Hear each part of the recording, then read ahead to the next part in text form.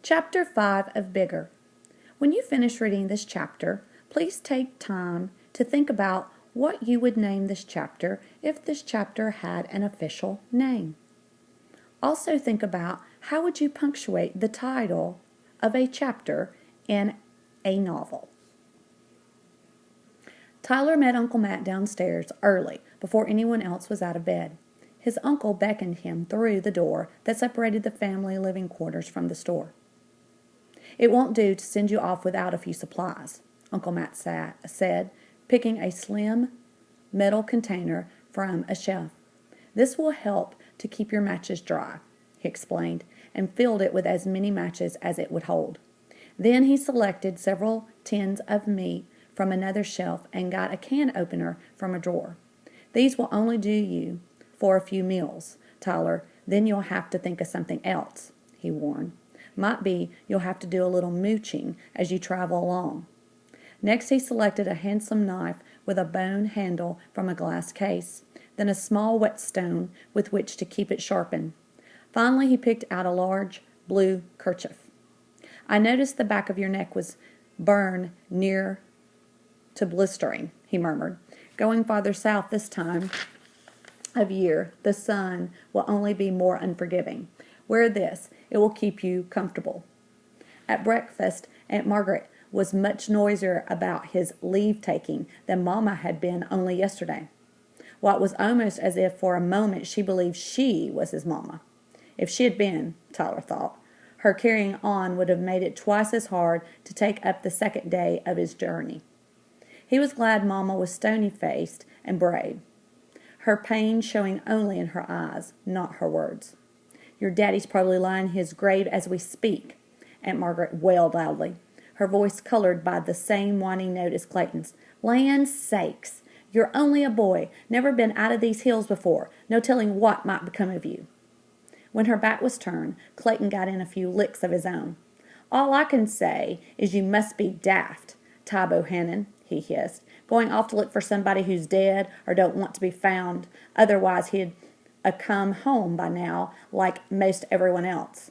But when Tyler looked at Clayton square in the eye in the morning light, Clayton's eyes were a dim yellow-brown that matched his muskrat-colored hair. He understood what was really eating at the other boy. "Why, if I invited him to come along with me, he'd join up quicker'n a cottontail, no matter how hard his mama cried and begged him to stay home," Tyler realized. The thing that was bothering Clayton, it was plain to see, was envy. Even if Aunt Margaret had hollered after him, "No, no, Clayton, don't leave your dear mother, my darling baby boy," Clayton would have gladly run upstairs, made himself a bedroll of his own blankets, and hiked off down the road without a backward glance. Tyler knew there was no way he could issue any such invitation to Clayton, though. On this journey, he'd have to travel light and fast. Unfortunately, Clayton was on the chubby side, not a light, lean, fast kind of boy at all. Anyhow, Clayton would be gone from home only a day or two before he'd begin to complain about sleeping on the ground and not having regular food, and would want to go back to his mama after all. Worse, he'd insist he couldn't find his way home alone. It would mean hiking back with him over many miles, a waste of precious time. No, there was no way Clayton could be invited to go along, even though the prospect of having company all the way to Mexico tempted Tyler mightily. "Now, is there anything you want me to do while you're gone, son?" Uncle Matt asked in his serious, sensible way when they walked out to the road after breakfast. "You could make a trip up to Sweet Creek or send a letter to my mama and Lucas and Rosalie," Tyler suggested. "Tell them I got this far. Let them know everything's all right with me, and make sure everything's all right with them." "Yes, sir, I'll do that. You can rest easy on it," Uncle Matt agreed. He shifted his weight off his wooden leg and reached into his pocket. "I want to give you some money, Tyler. You'll need it, and I know you're not a boy to waste much, not like that Papa of yours sometimes did." Tyler wished he hadn't said that about Papa, but he accepted the coins and the paper money that Uncle Matt laid in his palm. At this, Clayton's eyes got narrow, turned from yellow-brown to pea-green, and his lips sewed themselves into a nasty little knot. Papa, I reckon I need some money too, Clayton squawked. No such thing, son, Uncle Matt said, his words firm but not crabby. Then he limped beside Tyler to the edge of the road while Aunt Margaret waited on the porch and held on to Clayton. As he and Uncle Matthew passed the barn, Tyler spied the devil dog in an L of shade cast by the corner of the building. Tyler tried not to look at the dog, but somehow his glance was drawn irresistibly toward the animal. The expression in the creature's eyes chilled him to the bone. It was as if the dog intended to cast an evil spell on him. Tyler's heart went still in his chest. What if there was no way to ward off such a devil curse, and it turned his long journey into a disaster?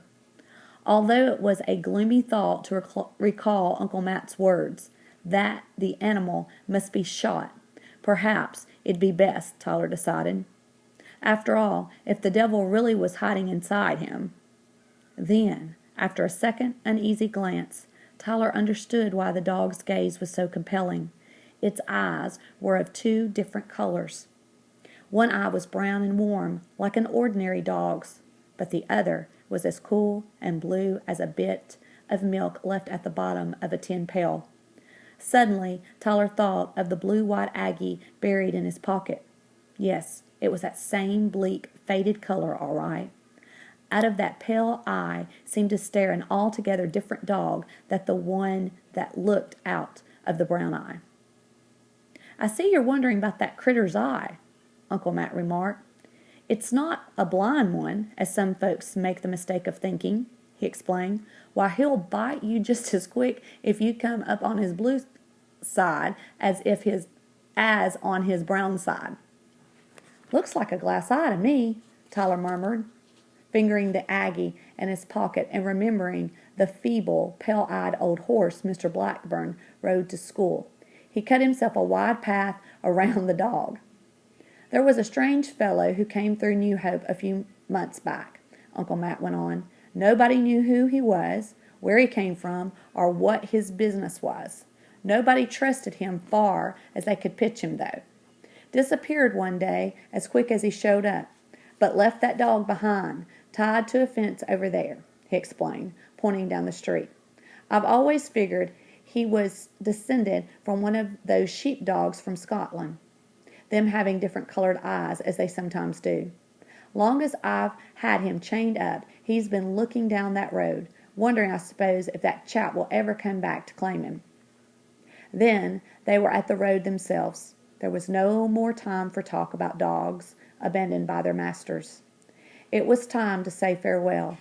Uncle Matthew held out his hand. I wish you Godspeed and good luck, Tyler, he said.